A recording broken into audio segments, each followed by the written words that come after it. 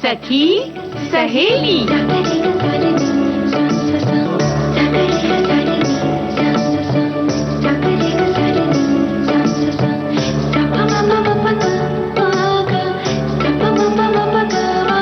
सखी सहेली।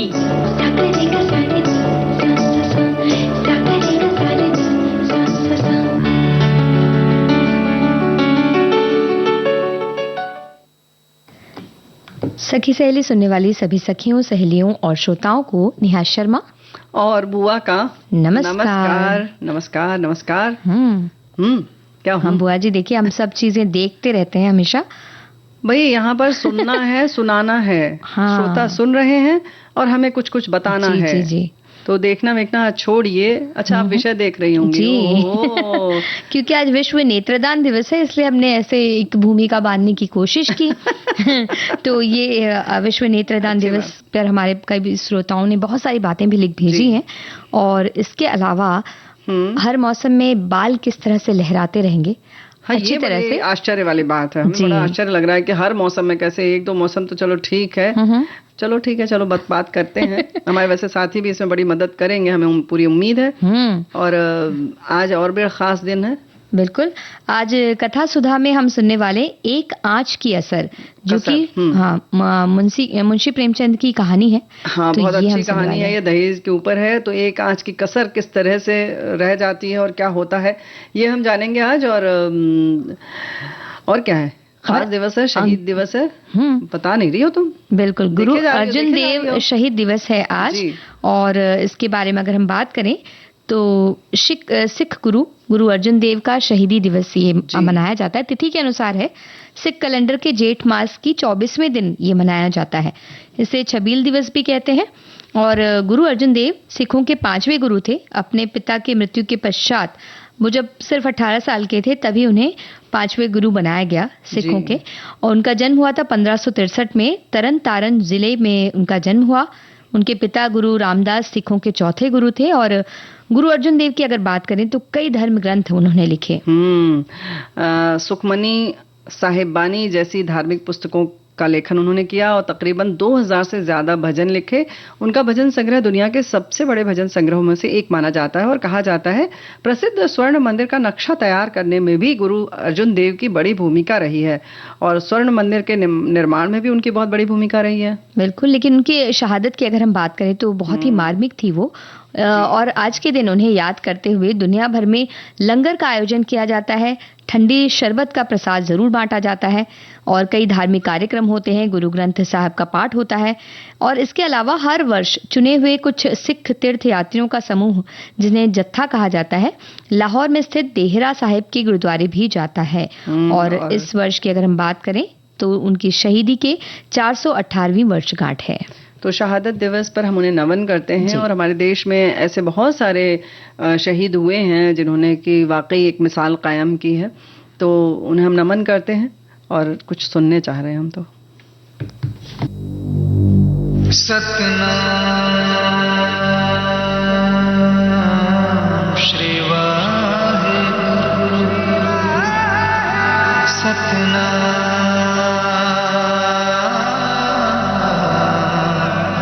श्री वाहिगुरु। दंडोत वंदन अनेक बार, सर्व कला समरथ समरथ, डोलन तेरा हो प्रभु,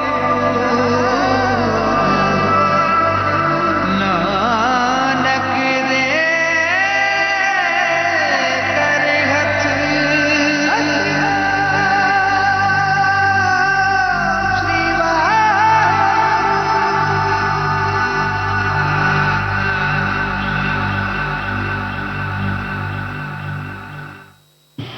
और बुआ जी, आज अंक विलास में हम 10 अंक की बात करने वाले हैं। क्योंकि भाई अभी जब तुम अर्जुन देव जी की हम बात कर रहे थे तो तुमने कहा 5वें थे, तो हमें तुरंत याद आया कि 10वें गुरु गोविंद सिंह जी थे और उन्होंने 1708 में अपनी मृत्यु से पहले ही घोषणा कर दी थी कि उनके बाद कोई व्यक्ति गुरु नहीं होगा और गुरु ग्रंथ साहिब आखिरी गुरु होंगे। तो ये 10वें गुरु जो है वो काफी गुरु गोविंद सिंह के बारे में तो बहुत सारी बातें हैं जी, लेकिन आज हम बात करेंगे अंक विलास में अंक 10 के बाद। बिल्कुल। तो ये बात हम ना बनना तुम, बस हम इतना कह दे रहे हैं। हमारी तो पूरी कोशिश रहती है पर हम बचाते हैं। कोई और हमारी बिटिया बहुरिया होती थोड़ी हम कहते हैं, हमें पता है कौन क्या कर सकता है। लेकिन हमारे जो बहुत सारे साथी हैं और जो कर रहे हैं वो है नेत्रदान। और अभी जब लाइसेंस लेते हैं ना किसी वाहन के लिए तो उसमें वो घोषणा पत्र एक रहता है कि क्या आप मृत्यु के पश्चात अपना अंग दान करना चाहेंगे, तो वो जब लिखते हैं आप तो उसमें आपको कॉन्ग्रेचुलेशंस आता है, यानी कि आपको बधाई दी जाती है कि आपने बहुत अच्छी ये घोषणा की है कि आप अंगदान करेंगे या करेंगी। तो ऐसे जो बधाई का काम है वो हम कर सकते हैं नेत्रदान की शपथ करके जी। और जैसे कि हम सभी जानते हैं कि आंखें हमारे लिए कितनी जरूरी है, उनकी देखभाल करना, उनको स्वस्थ रखना भी जितना आवश्यक है उतना ही जरूरी है नेत्रदान करना भी बहुत ज्यादा जरूरी है। क्योंकि भाई सबसे बढ़िया बात तो ये है कि हम ये सब चीजें बाकी जितने दान है वो इस लालच में करते हैं कि हमें पुण्य मिलेगा, हमें ये मिलेगा, स्वर्ग मिलेगा, जो हम बिल्कुल देख नहीं पाते हैं, पता भी नहीं है कि होता भी है कि नहीं होता है। लेकिन किसी और को ये दुनिया देखने का मौका देना, और वो भी एक नहीं 2 लोगों को, कितनी बड़ी बात है। आप सोचिए कितने आप खुशनसीब है अगर आप दे सकते हैं तो, है ना। मिलके देना ही चाहिए। ऐसी बहुत ही कम ऐसी परिस्थितियां हैं जिनमें आप नेत्रदान नहीं कर सकते, अन्यथा तो आप हर परिस्थिति में नेत्रदान कर सकते हैं। और नेत्रदान में हम अपनी आंखों के कॉर्निया का दान करते हैं। तो अगर आप अपनी आंखों का दान करते हैं तो इसके लिए सबसे पहले आपको अपने नजदीकी पंजीकृत नेत्रदान संस्था या नेत्र बैंक बोलते हैं उसे, वहां जाकर आपको संपर्क करना चाहिए। एक फॉर्म दिया जाता है, आपको फॉर्म भरना होता है, एक छोटी सी प्रक्रिया होती है और इससे आप नेत्रदान के लिए पंजीकृत हो जाते हैं। एक बात और है कि अगर आपने नहीं किया पंजीकरण और आपका दिल है और आपने घर में कह रखा है तो आपके परिवार के सदस्य भी ये कह सकते हैं कि नहीं इनकी इच्छा थी और ये इनकी ली जा सकती है। और बहुत सारी भ्रांतियां हैं, जैसे कि चेहरा बिगड़ जाता है, आंखें ऐसी हो जाती है, तो ऐसा बिल्कुल नहीं लगता है। और हमें लगता है जो चीज मिट्टी हो गई है जी उसके बारे में क्या इतना विचार करना, क्योंकि देखो हमारे साथी लिख रही हैं कि थोड़ी देर के लिए आंखें बंद करने से एकदम से घुटन होने लगती है, और जिनके जन्म से ही आंखें नहीं होती तो उनके बारे में जरा सोचिए, कभी किसी को देखा ही नहीं। रविंद्र जैन जी हमारे ऐसे ही संगीतकार, गीतकार, गायक है। सूरदास जी ने जन्म से दृष्टिहीन होने के बावजूद अपनी कल्पना शक्ति के बल पर श्री कृष्ण के बाल्य काल का बहुत सुंदर वर्णन किया है जी। तो बात बिल्कुल सही है। और नेत्रदान करने के लिए अगर जैसे कि आपने कहा कि उस चेहरा किसी भी तरह से विकृत नहीं होता, अब कई प्रणालियां इस तरह से विकसित हो चुकी हैं कि बहुत ही जल्दी भी ये प्रक्रिया पूरी हो जाती है। तो जब आप किसी की ऐसी इच्छा है और उसने नेत्रदान कर दिया है तो उसे अपने परिवार के व्यक्ति को बताना भी बहुत जरूरी है, ताकि क्योंकि मृत्यु के पश्चात नेत्र लिया जाता है तो मृत्यु होने से व्यक्ति जो आपके परिवार के सदस्य हैं वो 6 घंटे के भीतर ही ये प्रक्रिया करना बहुत आवश्यक है। और उसमें छोटी छोटी चीजें हैं, जैसे बहुत अगर गर्मी है तो आंखों को थोड़ी नम रखना पड़ता है, तो ठंडे कपड़े की मतलब गीले कपड़े की पट्टी रख देते हैं। हालांकि वो 20 मिनट के अंदर सारे कार्यक्रम हो जाते हैं जब आते हैं चिकित्सक लेने के लिए या नेत्र बैंक से जो भी आता है। और इसमें किसी भी उम्र किसी भी लिंग का व्यक्ति जो है वो नेत्रदान कर सकता है। तो इसके लिए आपका स्वस्थ होना तो आवश्यक है, लेकिन अगर कोई उच्च रक्तचाप, डायबिटीज आदि है तो कोई दिक्कत नहीं है, तब भी आप नेत्रदान कर सकते हैं। अगर मोतियाबिंद का ऑपरेशन भी अगर हुआ है तो भी आप नेत्रदान कर सकते हैं। केवल संक्रामक रोग अगर किसी को है तो वो नेत्रदान नहीं कर सकते, बल्कि कहते हैं ना कि आंखों की रोशनी कम है तो हम किसको दे सकते हैं अपनी आंखें, ऐसा भी बिल्कुल नहीं होता, क्योंकि अलग शरीर में जब आपकी आंखें जाएंगी तो वो अंग उनके शरीर के हिसाब से कार्य करने लगता है। जी हाँ, तो ये प्रकृति ने बहुत उत्तम चीज बनाई है। वैसे तो बहुत सारी चीजें इस तरीके से अच्छी बनाई हैं, तो इस बात को ध्यान रखें, आगे बढ़ाएं, खुद को ही नहीं बल्कि लोगों को भी इसके लिए प्रोत्साहित करें। और हमारे बहुत सारे साथियों ने लिखा है कि हमने तो संकल्प ले रखा है, तो अच्छी बात है, बहुत बहुत बधाई आप सबको। और ये दिवस भी ऐसा है कि जहां संकल्प करने का और बहुत कुछ समझने का और दुनिया में और लोगों की ज़रूरतों को समझने का, और जैसे बार बार कहते हैं ना हम लोग कि समाज ने हमें बहुत कुछ दिया है लेकिन हम क्या देंगे, तो कुछ ये किया जा सकता है। बिल्कुल करना जिसको चाहिए। कहते हैं ना, हर लगे न फिटकरी रंग चोखा। आपका कुछ नहीं लगना है। परिवार के सदस्य भी खुश रहते हैं क्योंकि जी। उन्हें पता है कि उनके जो परिजन हैं जिनसे हाँ। हमारी भावनाएं जुड़ी होती हैं, उनसे उनकी वजह से बहुत सारे व्यक्ति ऐसे हैं जिनके जी। पास उनके अंग हैं, तो हमारा एक जुड़ाव उनके प्रति भी होता है और ऐसा लगता है कि हमारे परिजन अब भी किसी न किसी रूप में मौजूद हैं, देख रहे हैं, सुन रहे हैं। तो कुछ इस तरीके का किया जाए कि लोग ध्यान रखें, याद रखें, और ये सबसे बड़ा पुण्य का काम है, हमें लगता है। जी। तेरे नैनों के मैं दीप जलाऊंगा, तेरे नैनों के मैं दीप जलाऊंगा, अपनी आंखों से दुनिया दिखलाऊंगा। अच्छा, वो क्या है? एक मंदिर है, उस मंदिर में एक मूरत है। ये मूरत कैसी होती है? तेरी सूरत जैसी होती है। वो क्या है? एक मंदिर है।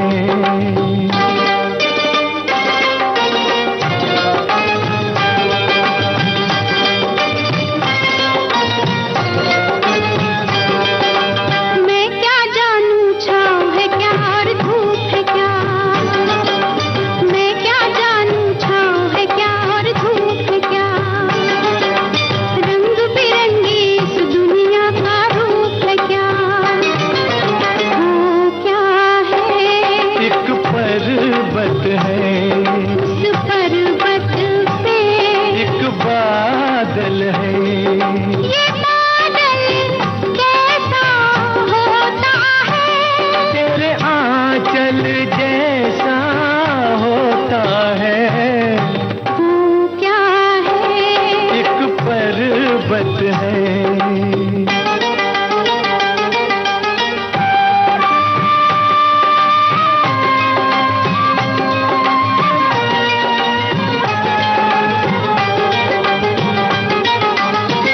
मस्त हवा ने घूंघट खोला कलियों का, मस्त हवा ने घूंघट खोला कलियों का। झूम के मौसम आया है रंग रलियों का। वो क्या है? एक बगिया है, उस बगिया में कई भंवरे हैं। भंवरे क्या जोगी होते हैं? नहीं दिल के रोगी होते हैं। वो क्या है? एक बगिया है।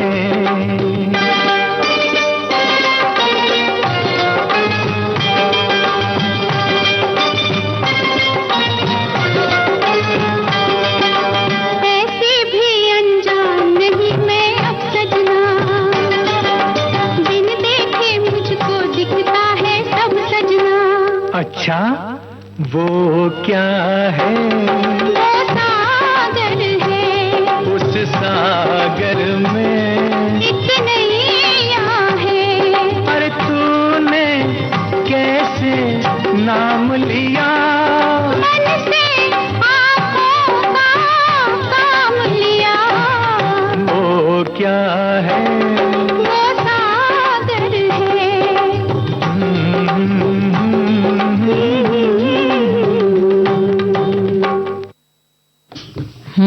तो किस बात पर बुआ हंसी जी आ रही है ना, हाँ। इसलिए कि भाई दशों दिशाओं में देख लिया कि क्या चल रहा है, और ये देखा जा सकता है जब आपकी जो आंखें हैं, बिल्कुल आंखें चार रखिए, एकदम चाक चौबंद रहिए, तभी आप 100% कहीं सही हो सकते हैं।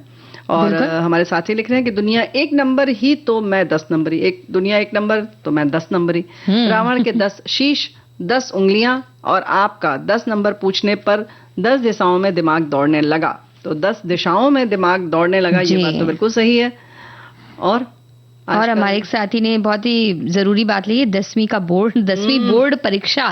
ये तो सुनते ही सबके है ना, पसीने छूट जाती है।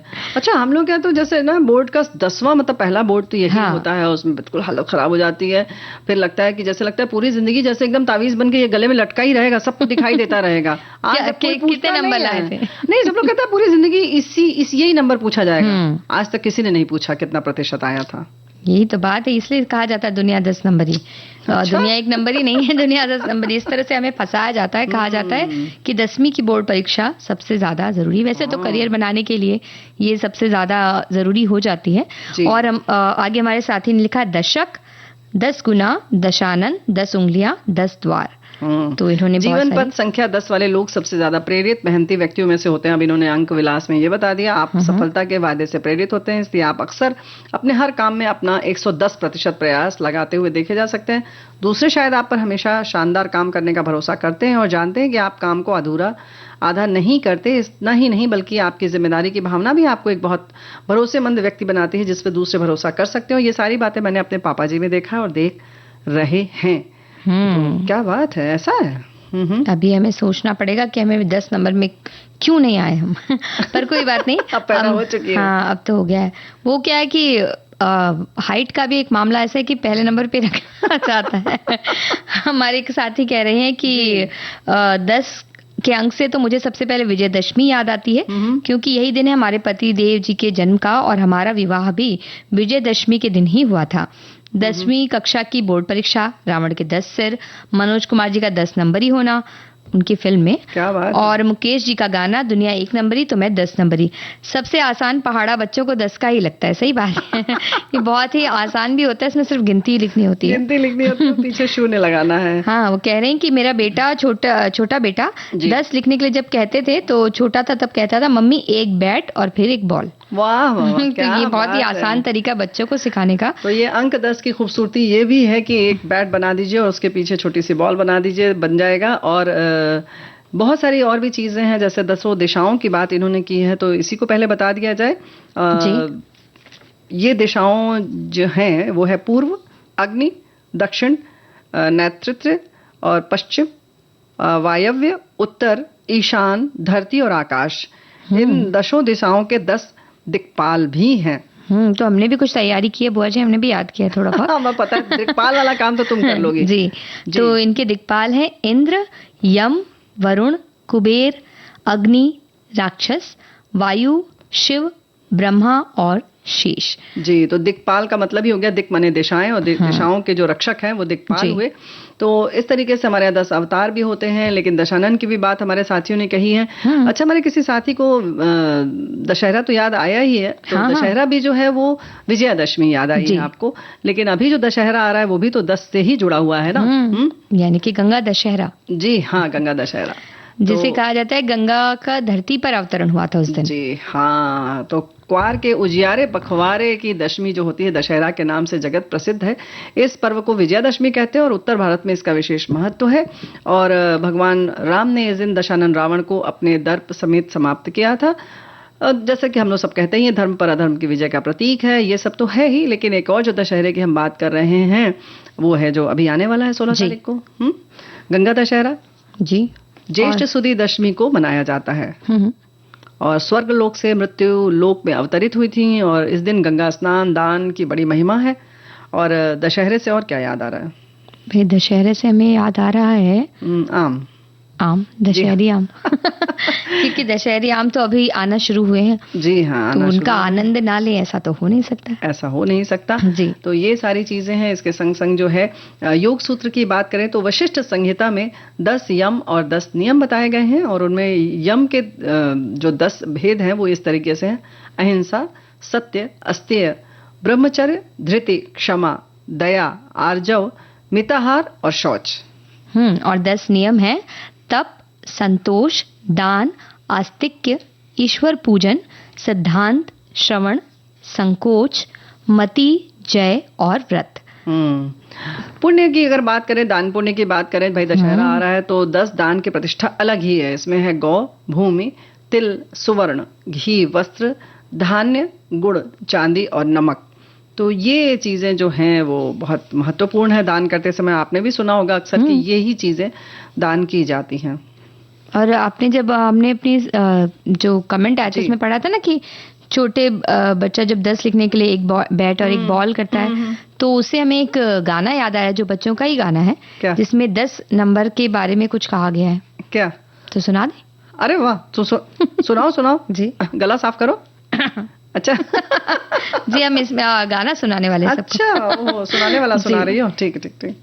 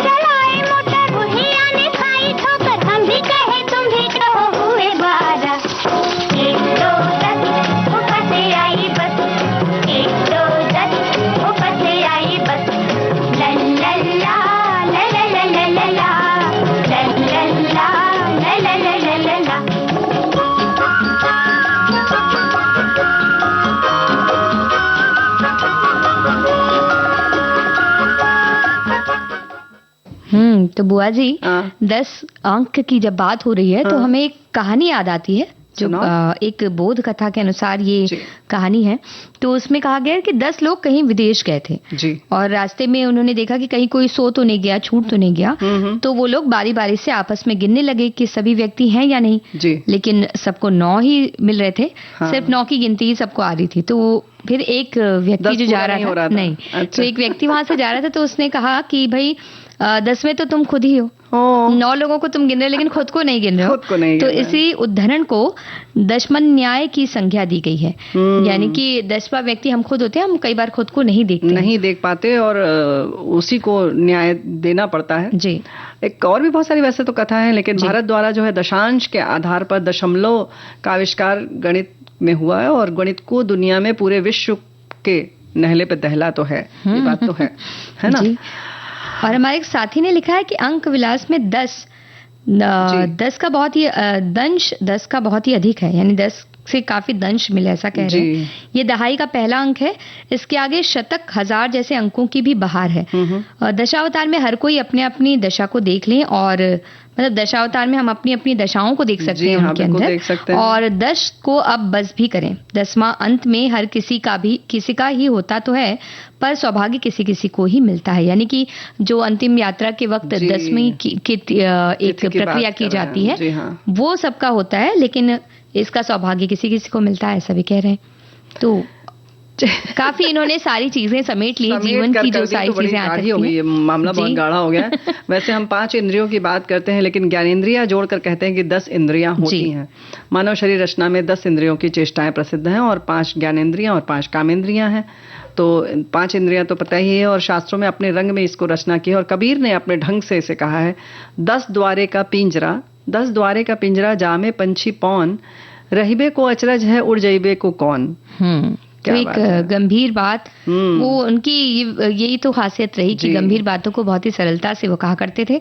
हमारे बहुत से साथियों ने 10 अंक को लेकर बहुत सारी बातें की हैं, लेकिन सबसे ज्यादा तो बुआ जी 10वीं के बोर्ड की ही बातें हुई हैं, और उस वक्त तो वो डराया ही जाता है इसको लेके, इतना पूछो मत। हाँ, 10 को लेकर बहुत डराया जाता है। वैसे 10 उंगलियों की हम बात करते हैं, हाथ की 10 उंगलियां और पैर की 10 उंगलियां मिलाकर 20 होती हैं, जिसे लेकर अमीर खुसरो ने बड़ी प्यारी सी पहेली की रचना की है। 20 का सर काट दिया, न मारा न खून किया। तो वो नाखून काटने के लिए उन्होंने बड़ा अच्छे ढंग से इसको कहा है। तो इस तरीके की चीजें हैं, 10 अवतार होते हैं। कई बार ये भी कहा जाता है ना कि 10 उंगलियां घी में, अब वो 10 उंगलियां कहा जाता है कि 5 उंगलियां कहा जाता है? नहीं, 10 उंगलियां कहा जाता है, क्योंकि सिर कढ़ाई में जाना है ना। हाँ, तो वो 5 बाहर रहेंगी तो कैसे पूरी तरह से हम उसमें समर्पित हो जाएंगे पूरी तरह से।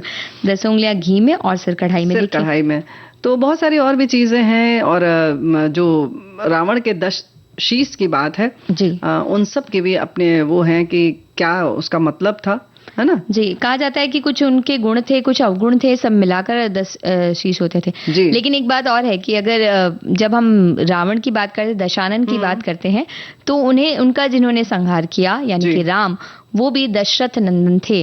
तो ये भी उनके बारे में भी हम ये चीज देखते हैं कि 10 का आंकड़ा इस तरह से यहाँ पर भी है। और 10 जो हम बात कर रहे हैं कि रावण के 10 सिरों की बात कर रहे हैं, तो काम, क्रोध, लोभ, मोह, मद, ईर्ष्या, फिर इधर आ जाता है मन, ज्ञान, चित्त और अहंकार का प्रतीक माना गया है। और एक कथा के अनुसार रावण के पास एक 9 मणियों वाली माला थी, जो उसकी माँ कैकसी ने दिया था, और इनके प्रभाव के कारण ही लोगों को उनके 10 सिर होने का भ्रम होता था। ये एक अलग ढंग की कथा है, और वाकई बहुत ज्ञानी था ब्राह्मण रावण जो था। उसने जो रचनाएं की हैं, जिसको कहते हैं ना कि शिव तांडव स्तोत्र भी उन्होंने किया, जिसे आज तक सभी याद करते हैं, सुनते हैं, बहुत रोमांचकारी है। और जिस तरीके की स्तुति उन्होंने की है वाकई अद्भुत है, बहुत सुंदर रचना है वो। और भी बहुत सारे स्रोत की उन्होंने रचना की है। तो इस तरीके से 10 की जो बात है वो अब कर दी जाए बस, क्योंकि हमें लेना है एक अंतराल। जी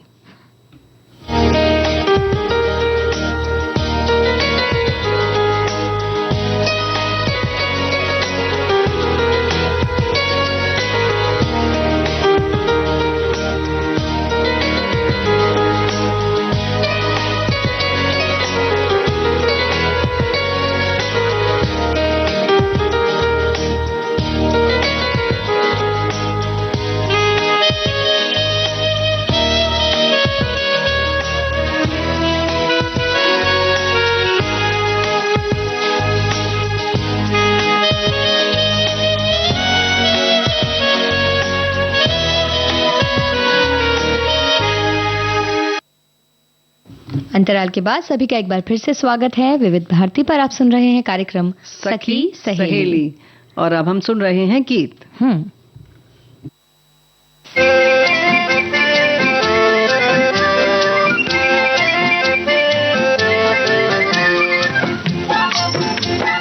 डाली पे बैठी थी 10 चिड़िया, 10 चिड़िया, एक उड़ गई फुर से न जाने कहाँ, तो रह गई डाली पे कितनी चिड़िया, कितनी चिड़िया। 9 चिड़िया, हाँ 9 चिड़िया।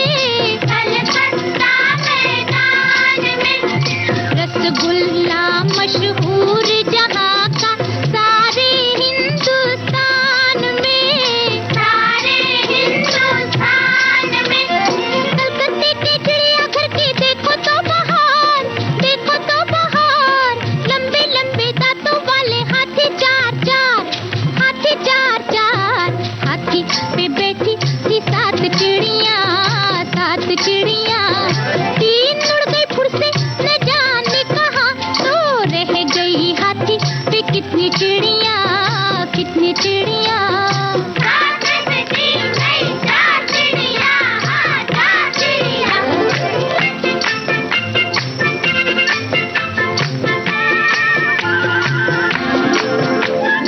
उड़ते उड़ते चिड़िया पहुंची दिल्ली कुतुब मीनार पे, दिल्ली कुतुब मीनार पे, पर फैला कर शीश नवा कर विनती की सरकार से, विनती की सरकार से, दिल्ली सबसे प्यारी हमको दिल्ली में बसाओ, दिल्ली में बसाओ, छूटे हैं जो संगी साथी उनको भी बुलाओ, उनको भी बुलाओ, दिल्ली में आई सभी चिड़िया, सभी चिड़िया, रहने लगी मिलके वो फिर से वहाँ, तो रह गई दिल्ली में कितनी चिड़िया, कितनी चिड़िया। 10 चिड़िया, 10 चिड़िया, दिल्ली में रहती है 10 चिड़िया, 10 चिड़िया।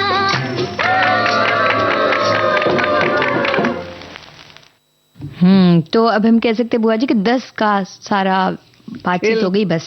जी बस। लेकिन हम तो उसी में खो गए बिल्कुल। ऐसे बचपन वाली जो चिड़िया फुर्र वाली जो आती है ना कहानी, हाँ। अभी जब टाइम पास करना होता तो हम लोग को ऐसे ही सुनाया जाता था, फिर हमने भी वही सीख लिया कि एक बच्चे से ऐसे कह दिया कि पेड़ पर ढेर सारी चिड़िया हैं, फिर एक चिड़िया उड़ गई फुर्र, दूसरी चिड़िया हो गई फुर्र, अब बच्चा मुंह देखता रहता है कि अब कुछ आगे कहानी बढ़ेगी, वो ऐसे ही बढ़ती रहती है, बढ़ती रहती है। असंख्य चिड़िया है ना, तो अब उड़ती ही रहेगी सारी रात। चिड़िया भी ऐसी करती लेकिन वो देखने में जितना आनंद आता है सुनने में उतना आनंद नहीं आता उसका कि चिड़िया ऐसे फुर्र भाई तो सुनाने वाले के लिए तो आनंद नहीं चाहिए, वो तो टाइम पास कर रहा है, तो चाहता है कि बच्चा थोड़ा बोर होके सो जाए। सो जाए, लेकिन फिलहाल हम नहीं चाहते कि आप बोर हो, तो हम सुनाते हैं एक आंच की कसर।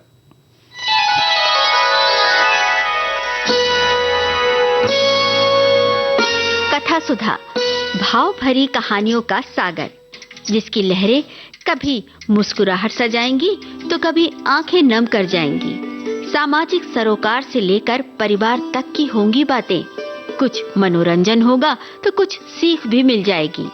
हर बार नई अनसुनी कहानी की अलग अंदाज में होगी बयानी।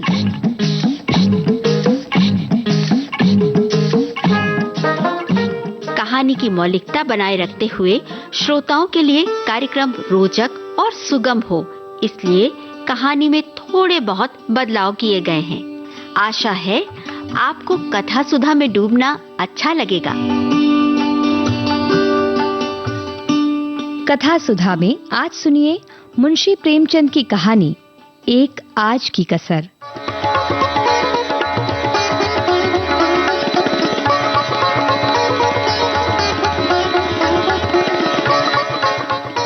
सारे नगर में महाशय यशोदानंद का बखान हो रहा था। नगर ही में नहीं, समस्त प्रांत में उनकी कीर्ति की जाती थी। समाचार पत्रों में टिप्पणियां हो रही थीं। मित्रों से प्रशंसापूर्ण पत्रों का तांता लगा हुआ था। समाज सेवा इसे कहते हैं। उन्नत विचार के लोग ऐसा ही करते हैं। महाशय जी ने शिक्षित समुदाय का मुख उज्जवल कर दिया। अब कौन ये कहने का साहस कर सकता है कि हमारे नेता केवल बात के धनी हैं, काम के धनी नहीं हैं।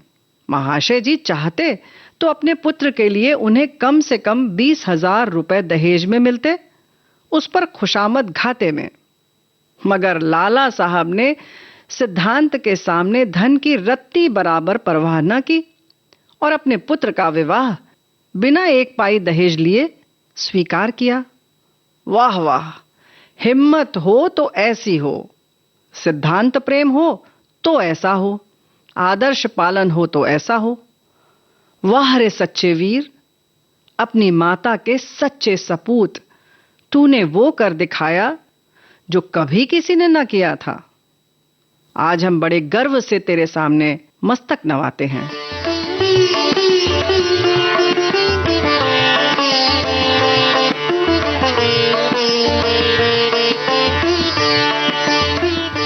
महाशय यशोदानंद के 2 पुत्र थे। बड़ा लड़का पढ़ लिख कर फाजिल हो चुका था। उसी का विवाह तय हो रहा था और आप सब समझ चुके कि बिना कुछ दहेज लिए। आज तिलक था। शाहजहांपुर से स्वामी दयाल तिलक लेकर आने वाले थे। शहर के गणमान्य सज्जनों को निमंत्रण दे दिए गए थे। लोग जमा हो गए थे। महफिल सजी हुई थी। एक प्रवीण सितारिया अपना कौशल दिखाकर लोगों को मुग्ध कर रहा था। दावत का सामान भी तैयार था। मित्रगण यशोदानंद को बधाइयां दे रहे थे। वाह भाई यशोदानंद, तुमने तो कमाल कर दिया। अरे जनाब, ये कहिए कि झंडे गाड़ दिए। हाँ, अब तक जिसे देखा मंच पर व्याख्यान झाड़ते ही देखा। जब काम करने का अवसर आता था तो लोग दुम लगा लेते थे। हाँ, और कैसे कैसे बहाने गाड़े जाते हैं। साहब, हमें तो दहेज से सख्त नफरत है। ये मेरे सिद्धांत के विरुद्ध है, पर क्या करूं, बच्चे की मां नहीं मानती। कोई अपने बाप पर फेंकता है तो कोई और किसी खर्राट पर। अजी, कितने तो ऐसे बेहया हैं जो साफ साफ कह देते हैं कि हमने लड़के को शिक्षा दीक्षा में जितना खर्च किया है वह हमें मिलना चाहिए, मानो उन्होंने ये रुपए किसी बैंक में जमा किए थे। खूब समझ रहा हूं, आप लोग मुझ पर छींटे उड़ा रहे हैं।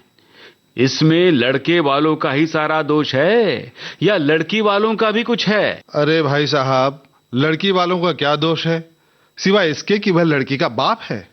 सारा दोष ईश्वर का, जिसने लड़कियां पैदा की। क्यों? मैं ये नहीं कहता न सारा दोष लड़की वालों का है न सारा दोष लड़कों वालों का।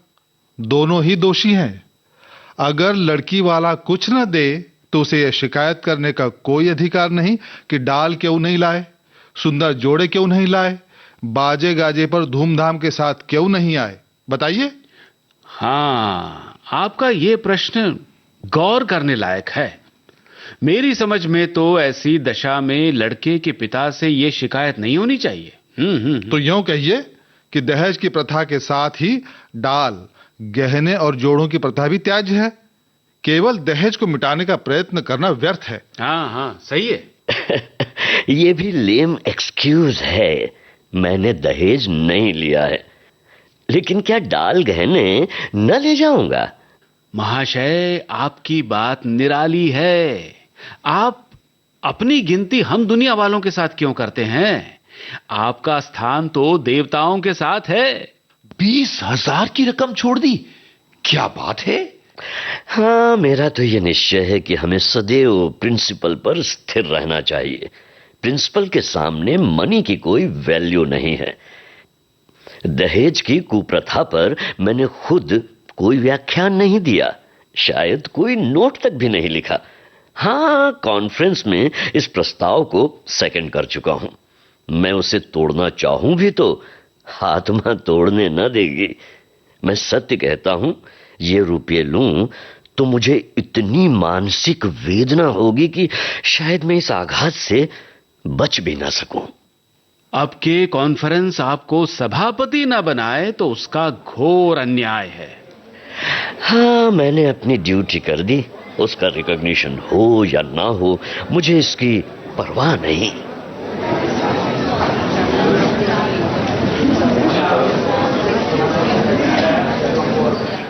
इतने में खबर हुई कि महाशय स्वामी दयाल आ पहुंचे। लोग उनका अभिवादन करने के लिए तैयार हुए। उन्हें मसनद पर ला बिठाया और तिलक का संस्कार आरंभ हो गया।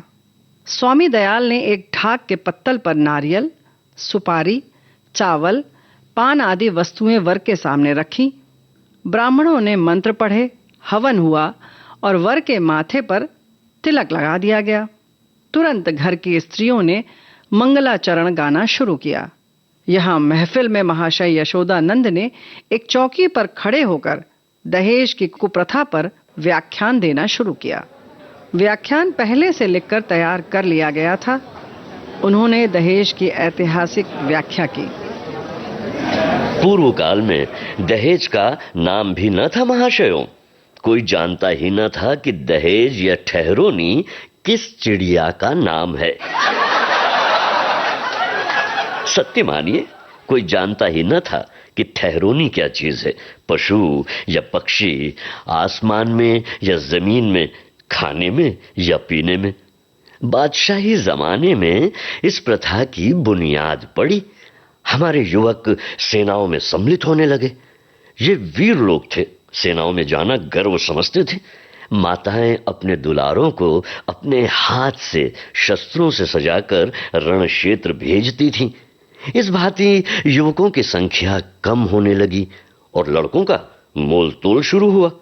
आज ये नौबत आ गई है कि मेरी इस तुच्छ, महातुच्छ सेवा पर पत्रों में टिप्पणियां हो रही हैं, मानो मैंने कोई असाधारण काम किया है। मैं कहता हूं, अगर आप संसार में जीवित रहना चाहते हो तो इस प्रथा का तुरंत अंत कीजिए। मेरे मन में एक शंका है, क्या इसका अंत किए बिना हम सब मर जाएंगे? अगर ऐसा होता तो क्या पूछना था, लोगों को दंड मिल जाता। और वास्तव में ऐसा होना चाहिए। ये ईश्वर का अत्याचार है कि ऐसे लोभी, धन पर गिरने वाले, बुर्दा फरोश, अपनी संतान का विक्रय करने वाले नराधम जीवित हैं और समाज उनका तिरस्कार नहीं करता। मगर ये सब बुर्द फरोश हैं।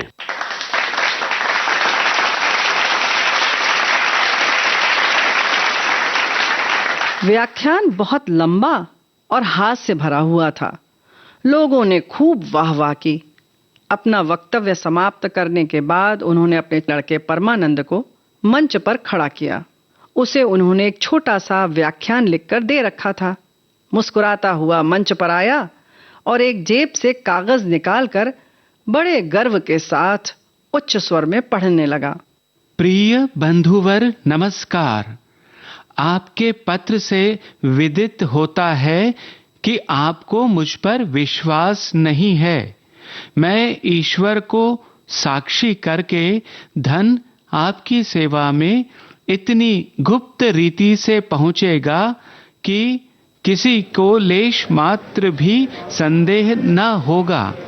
हाँ, केवल एक जिज्ञासा करने की धृष्टता करता हूँ। इस व्यापार को गुप्त रखने से आपको जो सम्मान और प्रतिष्ठा लाभ होगा और मेरे निकटवर्ती में मेरी जो निंदा की जाएगी, उसके उपलक्ष्य में मेरे साथ क्या रियायत होगी। मेरा विनीत अनुरोध है कि 25 में से 5 निकाल कर मेरे साथ न्याय किया जाए।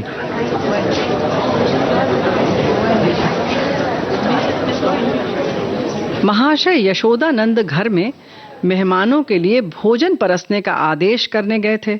निकले तो ये वाक्य उनके कानों में पड़ा। चेहरा फक हो गया। झपट कर लड़के के पास गए, कागज उसके हाथ से छीन लिया और बोले, नालायक, ये क्या पढ़ रहा है? ये तो किसी वकील का खत है जो उसने अपने मुकदमे के बारे में लिखा था। ये तू कहां से उठा लाया? शैतान, जा वो कागज ला जो मैंने तुझे लिख कर दिया था। पढ़ने दीजिए।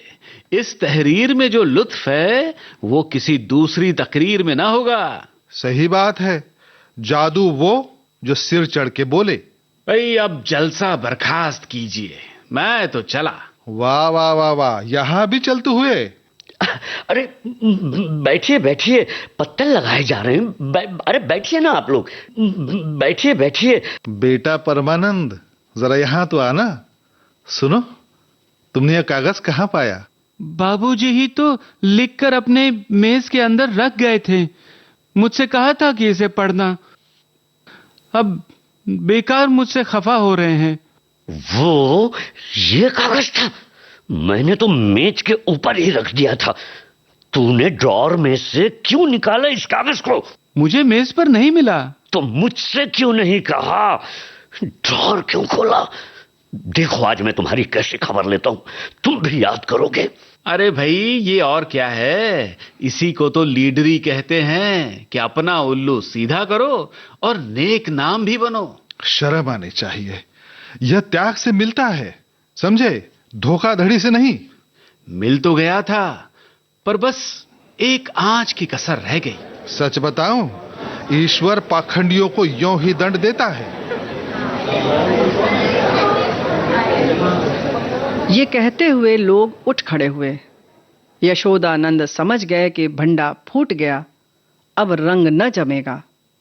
बार बार परमानंद को कुपित नेत्रों से देखते और डंडा तोलकर रह जाते थे। इस शैतान ने आज जीती जिताई बाजी जो खो दी थी। मुंह में कालिख लग गई, सिर नीचा हो गया। गोली मार देने का काम किया है। उधर रास्ते में मित्र वर्ग यूं टिप्पणियां करते जा रहे थे। ईश्वर ने मुंह में कैसी काली मां लगाई कि हयादार होगा तो अब सूरत ना दिखाएगा। ऐसे ऐसे धनी मानी विद्वान लोग ऐसे पतित हो सकते हैं, मुझे यही आश्चर्य है। लेना है तो खुले खजाने लो, कौन तुम्हारा हाथ पकड़ता है? ये क्या कि माल चुपके चुपके उड़ाओ और यश भी कमाओ। मक्कार का मुंह काला। हाँ, यशोदानंद पर बड़ी दया आ रही है। बेचारे ने इतनी धूर्तता की, उस पर भी कलई खुल ही गई। बस एक आंच की कसर रह गई।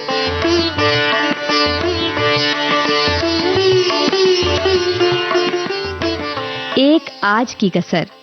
मुंशी प्रेमचंद की ये कहानी आपने सुनी कथा सुधा में। इस कहानी में भाग लेने वाले कलाकार रेणु चतुर्वेदी, जी श्याम, जयंत पात्रिकर, यूनुस खान और दीपक केसावलेकर। प्रस्तुति अनुश्री पाठक। परिकल्पना और निर्देशन रेणु चतुर्वेदी।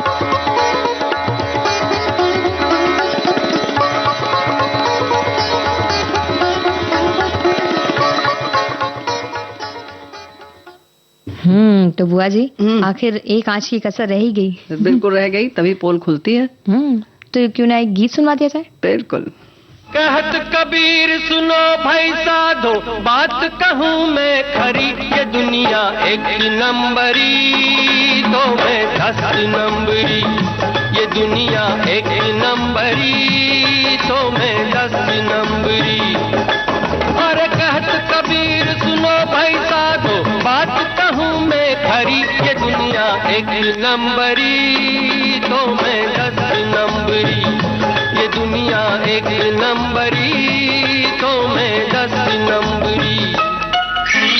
एक नंबर का हाथ दिखाया जब कह के जय काली। अरे एक नंबर का हाथ दिखाया जब कह के जय काली। कितने ही सेठों की भारी जेब हो गई खाली।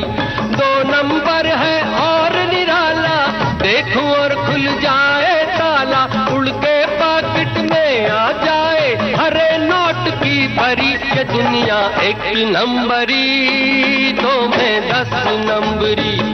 ये दुनिया एक नंबरी तो मैं 10 नंबरी।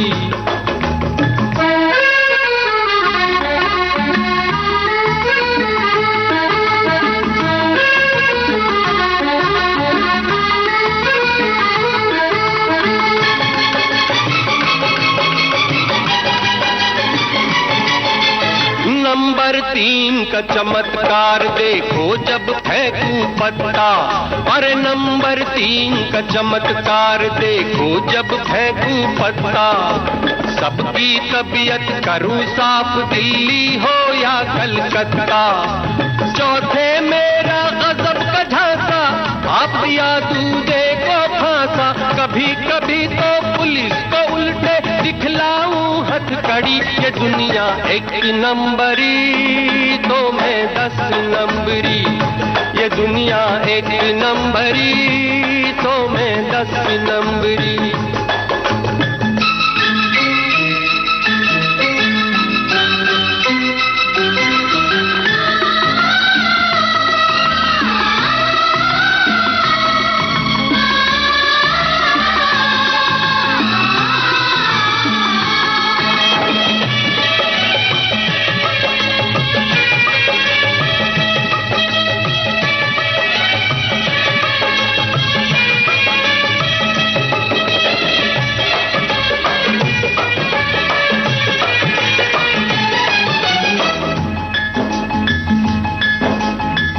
पांचवा नंबर जुल्म का दुश्मन मैं दुखियों का साथी, पांचवा नंबर जुल्म का दुश्मन मैं दुखियों का साथी, छठा देश के गद्दारों से छीन लूं घर की बाती, नंबर 7 करे जो दंगा एक हाथ में कर दूं चंगा, लंगड़ी टंगड़ी छुरी कटारी सब रह जाए धरी ये दुनिया एक नंबरी तो मैं एक नंबरी। ये दुनिया। तो बुआ जी किस तरह से बालों की देखभाल लेकिन की जाए? हर मौसम में बाल उन्हीं के लहराएंगे जिनके सिर में लहराते काले बाल हों, लेकिन वो लोग क्या करें जिनका मेरी तरह बाल असमय सफेद के साथ साथ गंजा भी हो रहा है। मैं तो दूसरे के काले लहराते बाल जब भी देखते हैं तो अपने आप को कोसते हैं कि विधाता ने ऐसा क्यों किया, लेकिन फिर हिम्मत तब आती जब देखते हैं कि गंजेपन की समस्या बहुतायत है।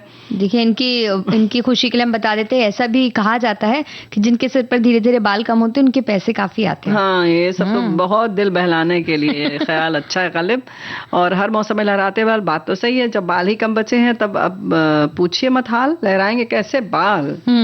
लेकिन चलो थोड़ा सा गर्मी की बात कर लें या बारिश की कर लें, गर्मी की कर लेते हैं, है ना। हमारी साथी कह रही है ना, वो कह रही कि हर मौसम में लहराते बाल सिर और चेहरे को ढक रखा है, हर मौसम में नहीं लहरा रहे हैं। बेहद गर्मी के चलते लोगों ने सिरों पर स्कार्फ दुपट्टे बांध लिए, टोपी लगा लिया और ज्यादा होने पर पसीने से सभी चिपक जा रहे, लहराने का सवाल ही कहाँ है। हाँ, यही तो हम भी कह रहे हैं। लेकिन भाई जिस समय शाम को कहीं अगर आपको पार्टी वगैरह में जाना है तो क्या करना होगा, तो बालों का ध्यान तो रखना ही पड़ेगा। सच बात है कि आप उसको ढक कर रखिए, ज्यादा बाल धोने की सलाह दी जाती है क्योंकि भाई जब पसीना जब होता है तो खुजली भी होती है, तो उसको साफ रखें। धूप से बचाने के लिए स्कार्फ छाते का प्रयोग करें। सिर धोना संभव अगर रोज नहीं है, बाल लंबे हैं तो चिपचिपाहट सी हो रही है तो बालों की जड़ों में जो है टेल्कम पाउडर लगाकर कुछ देर हल्के से त्वचा को मलेंगे, मालिश करेंगे तो इसे झाड़ लीजिए तो खूबसूरत नजर आएंगे। बिल्कुल। और बारिश की अगर बात करें हम तो बारिश का मौसम बस कहीं कहीं आ चुका है, कहीं आने वाला है, तो हर 2 दिन में सिर धोने के लिए कहा जाता है क्योंकि त्वचा में चिपचिपाहट और रूसी की समस्या ना रहे।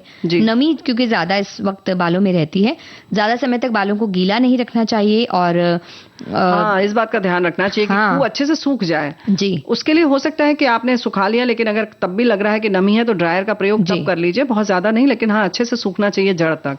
और तेल पूरे टाइम तेल लगाकर ना रखने की सलाह दी जाती है बारिश के मौसम में क्योंकि और नमी उसमें घर कर जाती है। गया वो जमाना, गया जमाना बिटिया, अब कोई नहीं लगाता है। तो 2 घंटे पहले लगा लें, रात में लगा लें। और अगर बाल बरसात के पानी में गीले हो गए तो भी जरूर सुखा लें उन्हें अच्छी तरह से, थोड़ा बांध के ही रखें क्योंकि चिपचिपाहट होती है और भीगते जल्दी हैं। और सुखा तो लें लेकिन उसके पहले अगर आप ऐसी जगह से आ रहे हैं जहां से आपको लगता है कि पानी गंदा पड़ा है तो एक बार आकर घर में साफ पानी से धो लीजिए बालों को। जरूरत पड़े तो आप उसमें शैम्पू आदि का प्रयोग करें या रीठा शिकाकाई का अगर प्रयोग करते हैं तो उससे धो लें। और फिर भी लेकिन डीप कंडीशनिंग करें, स्वास्थ्य के लिए अच्छा होता है। और गर्म तेल की मालिश भी करते रहें बीच बीच में। बिल्कुल। और कोई हेल्दी पैक भी लगा सकते हैं, जैसे दही और नींबू मिलाकर अगर आप लगाते हैं बालों में तो बाल मुलायम भी हो जाते हैं और कहा जाता है कि लंबे समय तक प्रयोग से लंबे भी होते हैं बाल। और नीम के पत्तों का पेस्ट भी आप लगा सकते हैं। बिल्कुल सही बात है। एलोवेरा जो है इसका भी प्रयोग आप किसी भी मौसम में कर सकते हैं। और दही बेसन तो प्राकृतिक चीज है, हम सब बचपन से जानते आ रहे हैं। छोड़ दिया अलग बात है लेकिन लगाया तो है, उसी का नतीजा है। और गीत सुन लिया जाए। बिल्कुल।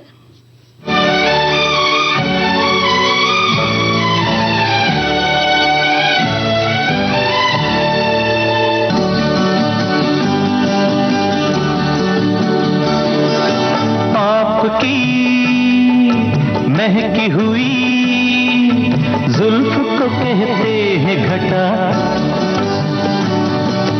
आपकी महकी हुई जुल्फ को कहते हैं घटा, आपकी मद भरी आंखों को कवल कहते हैं, आपकी मद भरी आंखों को कवल कहते हैं। मैं तो कुछ भी नहीं तुमको हंसी लगती हूँ, इसको चाहत भरी नजरों का मल कहते हैं, इसको चाहत भरी नजरों का मल कहते हैं।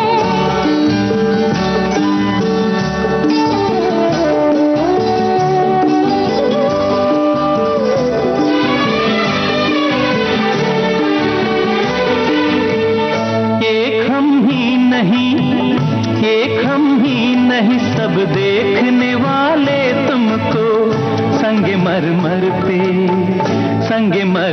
पे लिखी शोक गजल कहते हैं, संगे मर पे लिखी शोक गजल कहते हैं।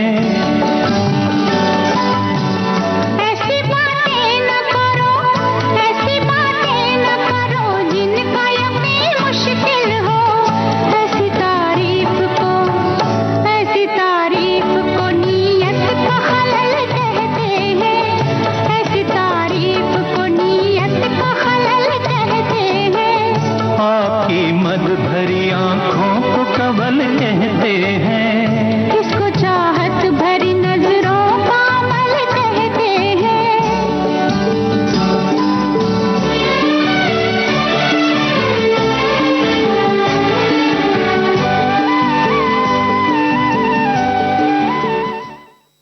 अब जुल्फ लहराए या न लहराए, लेकिन घड़ी लहरा लहरा के कह रही है कि समय हो चुका है।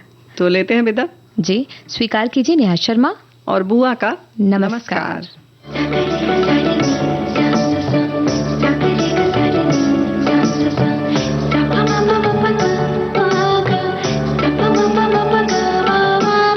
सखी सहेली।